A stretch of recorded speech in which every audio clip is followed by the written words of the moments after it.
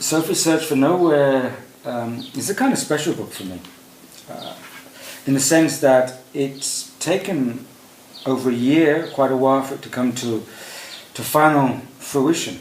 The idea has been with me for a while, and after I wrote it, I decided that the book was so full of visual elements and odd, strange characters that I knew that it wanted something extra. So I managed to find an illustrator, and so David Miller, the illustrator, came together and provided some wonderful images for the book.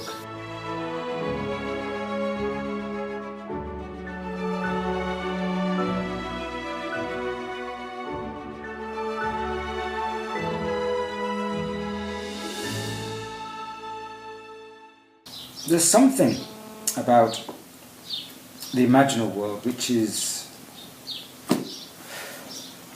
so like our own world and yet so different. It's as if we're already there but we're not.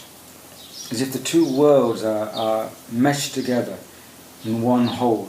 But we, the adults, don't often see it. In fact, only children can enter the Imaginal World because somehow the adults have lost their great ability to dream, to imagine in the same way as children. But hopefully by reading the book the adults can retain some of that lost magic.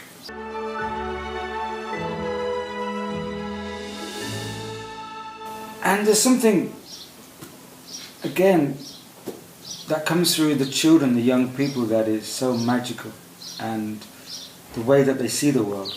And the main character of the book, Sophie, there's something about, especially the young girls, which they're complex characters. There's a lot going on there, and they can deal with the strange dealings of the Imaginal World in a way that many others cannot. So dealing with the Snifflegraphs, dealing with Black Heart Jake, the cruel character. On one level, in terms of Black Heart Jake, it's like telling us to be careful of people who speak like they're vegetable, like lemony lemons and half-baked potatoes. But on the other side, it shows that you have to trust your instinct.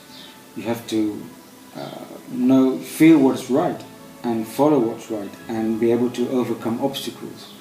I can't give too much away because I don't give away the secret of the book, But she gets into a few pickles,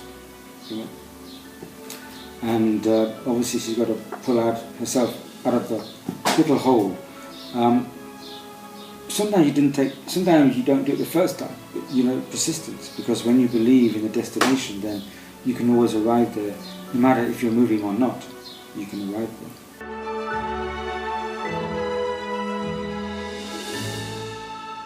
It depends on our ability our capacity to imagine the possibility, the potential of the Imaginal World. Because the magic that exists in the Imaginal World is not imagination. Imagination gets associated with fantasy. The Imaginal World contains the real, but it's beyond our regular thinking. It's in potential. It's where the archetypes exist. It's where the power to create the world into being exists. So they are as distinct as we make them, or as near as we wish them to be.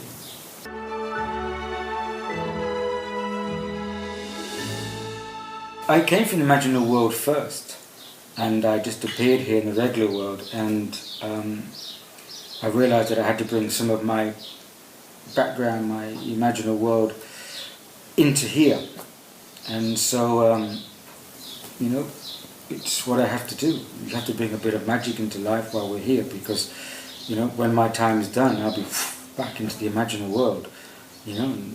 Time is shorter than we think, and longer and faster and more elongated and more kind of curved than we think. That's just the way it is.